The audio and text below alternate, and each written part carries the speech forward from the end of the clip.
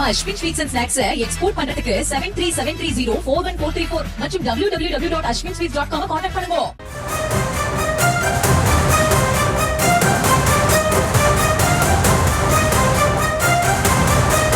இன்னும் சற்று நேரத்தில் திமுகவில் இணைகிறார் ஓபிஎஸ் ஆதரவாளர் வைத்திலிங்கம். தனது எம்எல்ஏ பதவியை ராஜினாமா செய்திருக்கும் நிலையில் சற்று நேரத்தில் திமுகவில் இணைய இருப்பதாக தகவல் கிடைக்கப்பட்டிருக்கிறது. விவரங்களோடு இணைகிறார் செய்தியாளர் பாரிகார்த்திக். வணக்கம். இன்னும் சற்று நேரத்தில் அவர் திமுகவில் இணைவதாக கூறப்படுகிறது. நீங்கள் ஏற்கனவே குறிப்பிட்டிருந்தீர்கள், ஓபிஎஸ் ஆதரவாளர்கள் தொடர்ச்சியாக திமுகவில் தங்களை இணைத்துக் கொண்டிருக்கிறார்கள். இதற்கு அடுத்த கட்டமாக ஓபிஎஸ் அரசியல் வாழ்க்கை என்னவாகும் என்ற கேள்வியும் எழுந்திருக்கிறது. இது பற்றிய முழு விவரம் என்ன? வணக்கம். ஓபிஎஸ் உடன் பயணித்து இருந்த அனைத்து சட்டமன்ற உறுப்பினர்கள் மற்றும் மாவட்ட செயலாளர்களும் தற்போது திமுகவில் தன்னை இணைத்துக் கொண்டிருக்கிறார்கள். அந்த வரிசையில் வைத்திலிங்கம் அவர்களும் தன்னை திமுகவில் இன்னும் சற்று நேரத்தில் முதலமைச்சரை சந்தித்து அறிவாலயத்தில் இணைத்துக் கொண்டிருக்கிறார். ஏற்கனவே ஓபிஎஸ்ஐ பொறுத்த வரைக்கும் அவருடன் அரசியலில் பயணித்த, அதாவது எடப்பாடி பழனிசாமி அவர்களை எதிர்த்து ஓபிஎஸ் உடன் ஒரு வலுவான அணியாக, அதாவது உரிமை மீட்பு அணியாக பயணித்து வந்தார்கள் இதனால் வரை அரசியலில். அதிமுகவை நாங்கள் மீட்டெடுப்போம் என்றும், அதிமுக தொண்டர்களும் ஒப்படைக்கும் வரை எங்களுடைய போராட்ட பயணம் ஒருபோதும் நிற்காது என்றெல்லாம் சூளுரைத்து விட்டு தற்போது அவர்கள் அனைவருமே திமுகவில் தங்களை தஞ்சம் அடையக்கூடிய ஒரு சூழல் அரசியல் ஏற்பட்டிருக்கிறது. குறிப்பாக 2026 சட்டமன்ற தேர்தலுக்கான பணிகளை ஒவ்வொரு கட்சிகளாக துவங்கி இருக்கும் நிலையில் ஓபிஎஸ் தன்னுடைய அரசியல் எதிர்காலம் என்ன என்பது மிகப்பெரிய ஒரு கேள்விக்குறியாக இருக்கிறது. ஏனென்றால் அவர் அதிமுக உறுப்பினர்களை நம்பியதை விட அவர் பாஜகவை தான் பெரிய அளவுக்கு நம்பியிருந்தார். எனவே பாஜகவை நம்பியிருக்கும் அவர், எடப்பாடி பழனிசாமி அவர்கள் பாஜகவுடன் கடந்த தேர்தலுக்கான கூட்டணி அமைத்த நிலையில் தங்களுடைய எதிர்காலம் என்ன ஆகும் என்ற ஒரு கேள்வி அவர்களுக்கு இருந்திருந்தது. இந்நிலையில் அவர்கள் பாஜகவை பெரிய அளவுக்கு நம்பியிருந்தார்கள். பாஜக தங்களை கரம் பிடித்துக் கொண்டு போய் அதிமுகவில் மீண்டும் தங்களை ஐக்கியமாக வைத்து விடுவார்கள், மீண்டும் தங்களுக்கான பதவியை பாஜக கிடைப்பதற்கு உறுதி செய்துவிடும் என்றெல்லாம் கூட அவர்கள் நம்பியிருந்த நிலையில் அவர்கள் எடப்பாடி பழனிசாமியுடன் கூட்டணி சேர்ந்த நிலையில், அதாவது ஓபிஎஸ் உடன் பயணித்தவர்களுடைய எதிர்காலம் மிகப்பெரிய ஒரு கேள்வியாக உருவாகி இருக்கிறது. இந்நிலையில் தங்களை தற்காத்துக் கொள்ளவும் வருகின்ற தேர்தலிலாவது நாங்கள் பதவியை அடைய வேண்டும் என்ற அடிப்படையிலும் அவர்கள் தற்போது திமுகவை நோக்கி படையெடுக்க ஆரம்பித்து விட்டார்கள். அதன் அடிப்படையில் தான் முன்னாள் சட்டமன்ற உறுப்பினர் மனோஜ் பாண்டியன் முதற்கட்டமாக திமுகவில் இணைத்துக் கொண்டதை அடுத்து அதன் தொடர்ச்சியாக 20க்கும் மேற்பட்ட மாவட்ட செயலாளர்கள், ஓபிஎஸ் உடன் பயணித்த மாவட்ட செயலாளர்களும் தங்களை திமுகவில் இணைத்துக் கொண்டார்கள்.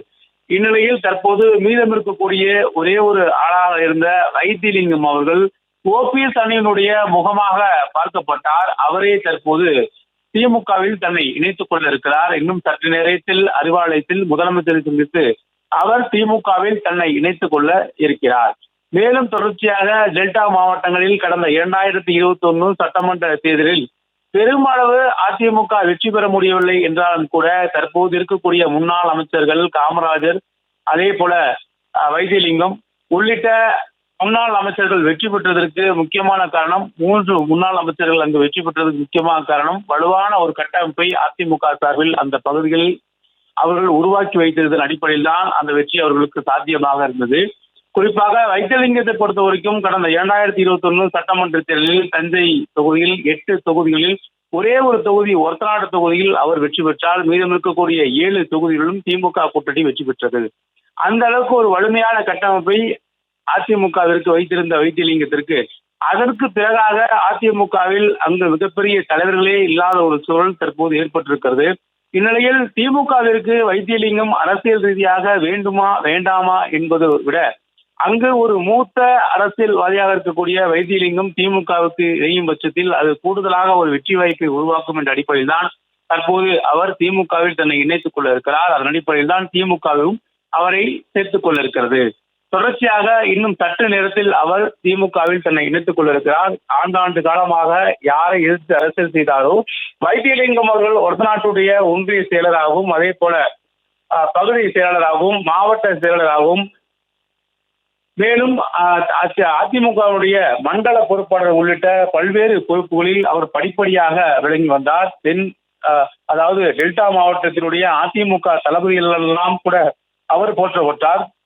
குறிப்பாக சசிகலா தினகரன் அவர்கள் கோலுச்சூர் இருந்த டெல்டா மாவட்டங்களிலே அவர்களையும் மீறி ஒரு வலுவான கட்சியாக அதிமுகவை அவர் உருவாக்கி வைத்திருந்தார் என்பதுதான் உண்மை. தொடர்ச்சியாக தற்போதுதான் அவர் இந்த அரசியல் ரீதியாக ஒரு சில, அதாவது ஓபிஎஸ் உடன் சென்றதன் காரணமாக சில தடுமாற்றங்கள் என்ற அடிப்படையில் தான் அவர் அரசியலில் மிகப்பெரிய வலுவிழந்த ஒரு சூழல் ஏற்பட்டிருக்கிறது.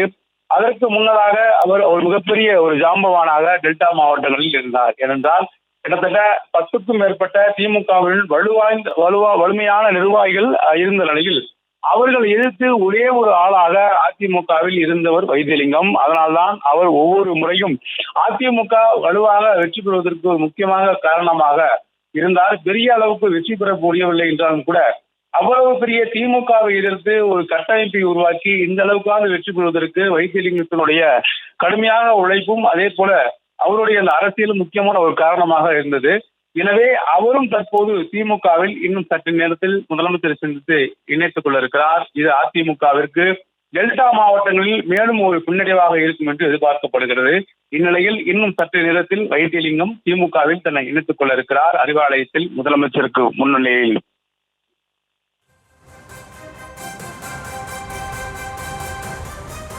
முழு விவரங்களுக்கு நன்றி பாரி கார்த்திக். நம்ம Ashwin sweets and snacks export பண்றதுக்கு 7373041434 மற்றும் www.ashwinsweets.com கான்டாக்ட் பண்ணுங்க.